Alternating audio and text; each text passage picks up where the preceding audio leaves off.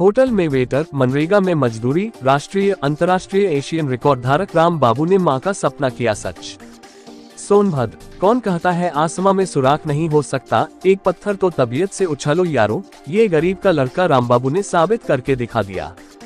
राम बाबू के माता पिता मजदूरी कर अपने 4 बच्चों का पालन पोषण करते थे, लेकिन बच्चों को पढ़ाने व आगे बढ़ाने का जज्बा भरा हुआ था। 5 गांव में 5वीं की पढ़ाई के बाद मां ने जवाहर नवोदय विद्यालय में पढ़ने के लिए भेज दिया और 12वीं तक स्कूल में ही मैराथन का प्रशिक्षण लेता रहा। उसे बाद उसके संघर्ष की कहानी शुरू हो गई। कठिन परीक्षा के बाद राष्ट्रीय रिकॉर्डधारी आज का एशियन गेम का पदक विजेता बन गया है। चीन में चल रहे एशियन गेम में कांस्य पदक जीतने वाले राम बाबू ने राष्ट्र का गौरव बढ़ाने के साथ जिले का भी मान सम्मान फक्र से ऊंचा कर दिया है। राम बाबू लॉकडाउन के दौरान गड्ढे खोदने से लेकर राष्ट्रीय खेल 2022 में एनआर को हराने तक राम बाबू की यात्रा कड़ी मेहनत और धैर्य से भरी है। कोविड लॉकडाउन के दौरान जब उसका बेटा उत्तर प्रदेश के सोनभद्र जिले में मनरेगा में मजदूरी कर गड्ढे खोद रहा था, एक मां का सपना था कि हर कोई उसके बेटे को जाने।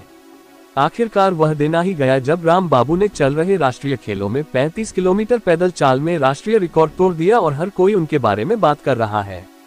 लेकिन राम बाबू ने हौसले को थमने नहीं दिया। अपनी मेहनत के बल पर अंतर्राष्ट्रीय एशियन खेल में कांस्य पदक जीतकर अपनी मां का सपना तो पूरा किया, इसी के साथ भारत माता का भी सपना पूरा किया। राम बाबू की मां बताया कि राम बाबू ने दौड़ में जीतने के बाद मुझे तुरंत बाद फोन किया और उन्हें बताया कि मैंने अंतर्राष्ट्रीय रिकॉर्ड तोड़ते हुए कांस्य पदक जीता है, मैंने आपका सपना पूरा कर दिया मां। वह खुश हैं। राम बाबू के पिता दैनिक काम से वापस आएंगे तो उन्हें पता चल जाएगा। 35 किलोमीटर रेस वॉकिंग का नया अंतर्राष्ट्रीय रिकॉर्ड धारक दौड़ के अंत में लगभग थक गया था, लेकिन दर्शकों के उत्साह और चिल्लाहट के समर्थन से उसने स्वर्ण जीतने के लिए प्रयास किया और कड़ी स्पर्धा में कांस्य जीतने में सफल रहा। यूपी के सोनभद्र जिले के बहुआरा गांव से आने वाले राम ने मैराथन धावक के रूप में शुरुआत की, लेकिन पैसे की कमी के कारण उन्हें ये छोड़ना पड़ा। राम बाबू 2014 में मैराथन दौड़कर शुरुआत की। उस समय उनको एहसास हुआ कि मैराथन में कम प्रतियोगिताएं होती हैं और इसके लिए आवश्यक आहार और प्रशिक्षण का खर्च वहन करना बहुत ही लिए कठिन था। राम बाबू की मां ने याद करते हुए कहा, मेरे पास पैसा नहीं था, जिससे राम बाबू के प्रशिक्षण अच्छे जगह नहीं करा पा रहे थे। राम बाबू ने 12वीं नवोदय विद्यालय से पास कर अपने जुनून के लिए बनारस के एक होटल में वेटर के रूप में काम करने वाले राम को अपनी ट्रेनिंग के लिए प्रतिदिन 10 घंटे से अधिक काम करना पड़ता था। एथलीट में आगे बनने के लिए बड़ी मुश्किल से माँ बाप घर से मेहनत मजदूरी कर पैसे भेजा करते थे। उस समय 2 वक्त का खाना जुटाना भी मुश्किल था। राम बाबू ने होटलों में वेटर के रूप में काम किया था, लेकिन वहाँ काम का बोझ इतना था कि मैं अपनी ट्रेनिंग से उबर नहीं पा रहा था। बनारस के उस होटल से जूट का बोरा सिलने से राष्ट्रीय खेलों के मंच तक का सफर कोई परीक्षा जैसा नहीं है। राम बाबू ने कई नौकरियां बदली। राम बाबू जूट की बोरी भी सिलता था, लेकिन काम का बोझ इतना था कि मैं ठीक नहीं हो सका। कोविड के दौरान राम बाबू ने मनरेगा में दिहाड़ी मजदूर के रूप में भी काम किया, जिसके लिए उसे 200 रुपये मिलते थे। राम बाबू सौभाग्य से नॉर्दर्न कोलफील्ड लिमिटेड के एथलेटिक्स कैंप के लिए चुना गया था। वहां के कोच ने राम बाबू से मैराथन दौड़ को बदलने और रेस वॉकिंग का करने का सुझाव दिया। रेस वॉकिंग मेरे लिए कठिन थी। राष्ट्रीय ओपन एथलेटिक्स चैंपियनशिप में स्वर्ण जीतने के बाद राम विश्व कप में गए। भारत का प्रतिनिधित्व करने के लिए मैंने विश्व कप में खराब प्रदर्शन किया। मैंने ट्रायल्स में अच्छा प्रदर्शन किया था, लेकिन शीर्ष स्तर पर यह काम नहीं आया और मुझे वहां हैमस्ट्रिंग की चोट लग गई। हैमस्ट्रिंग की चोट मेरे लिए कठिन थी। मैंने पहले 35 किलोमीटर पैदल चाल में राष्ट्रीय रिकॉर्ड तोड़ दिया और एशियन गेम में कांस्य पदक जीता। एक वेटर के रूप में शुरुआत करने और अब अंतर्राष्ट्रीय रिकॉर्ड धारक के रूप में खड़े होने तक राम बाबू की यात्रा धैर्य और दृढ़ संकल्प की कहानी है। चीन में एशियाई खेलों की राह कठिन थी, लेकिन 35 किलोमीटर में कांस्य पदक जीतकर भारत के साथ अपने गृह जनपद सोनभद्र का भी नाम रोशन कर दिया। राम बाबू की मां ने बताया कि राम बाबू की जीत से मैं बहुत खुश हूं, उसने मेरा सपना पूरा कर दिया। उसने चीन में पदक जीतने के बाद मुझे फोन किया था, कहा कि मां मैंने आपका सपना पूरा कर दिया। राम बाबू की मां बताती है कि मेरे साथ अन्याय हो रहा है। मैं 35 साल से जिस जमीन पर रह रही हूं उसके लिए मैंने 15,000 में जमीन लालबाग से खरीदी थी, लेकिन अब उस जमीन से हमें हटा रहा है। राम बाबू ने जब राष्ट्रीय रिकॉर्ड तोड़ा था तब जिलाधिकारी हमारे घर आए थे, एक हैंडपंप दिया और 10 बिस्वा जमीन दिया। जो जमीन हमें दी गई है वह नदी के किनारे है, जहां घर नहीं बनाया जा सकता है। एक बिस्वा रहने के लिए दिया गया है, उसके ऊपर से हाई टेंशन टावर लाइन गई है। मैं जिस जगह पर रह रही हूँ उसका कोई निवारण नहीं कर रहा है। मैं मोदी जी और योगी जी से जहां रहती हूं उस जगह को हमें देने की मांग किया। खबर जगत के लिए सोनभद्र से मनोज सिंह राणा की रिपोर्ट। का नाम बा? मीना देवी। मीना देवी, आपका लड़का एशियन गेम में मेडल जीतले हन, कांस्य पदक, कुछ कैसा महसूस होता है?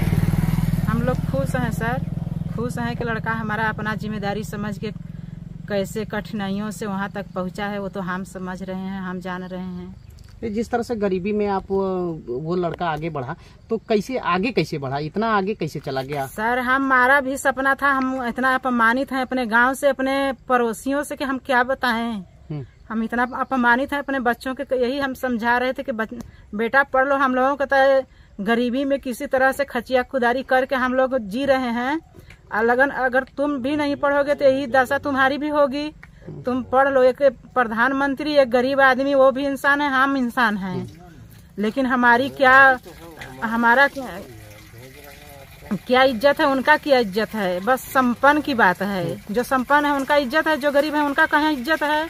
तो कहीं इज्जत नहीं है। तो गरीबी में जब तो अब अपने गरीबी में हम मजदूरी करके और अपने लड़कों को समझा कर उसको पढ़ाए लिखाए, उसके पिताजी मजदूरी करके उसको वहाँ तक पहुँचाए। फिर वो जब उसको वहाँ नवोदय विद्यालय से फिर निकल गया वो, तो उसको पैसा का और आवश्यकता था, तो हम गांव में से दूध लेकर खोआ बनाकर फिर बेच के उसको पैसा देती थी। तो ये कहाँ भी दूसरे जगह भी पता चला कि काम आप मजदूरी करके उसको पैसा देती हैं, वो भी कहीं नौकरी करके? हाँ, और राम बाबू वो बनारस में पहले होटल पे काम कर रहा था, फिर होटल पर उसको दिक्कत हो रही थी तो फिर जूट बोरा सी के सिलता था। वो भी अपना जुगाड़ करके पढ़ रहा था पैसा से। तो ये मतलब जैसे तैयारी कहाँ करता था जब बचपन में था? तो ये तैयारी बचपन में नवोदय विद्यालय में, उसका 5 में ही प्राइमरी में पढ़ा है 5 तक। फिर नवोदय विद्यालय का हमको कसहू पता चला तो हम उसमें उसका फार्म वार्म भरवाए, टेस्ट दिलवाए, टेस्ट निकल गया तो उसमें एडमिशन हो गया। इंटर तक उसी में पढ़ा है नवोदय विद्यालय में। अच्छा। हाँ, फिर नवोदय विद्यालय में निकल गया तो प्रैक्टिस कर रहा था बनारस भी, फिर भोपाल में चल गया।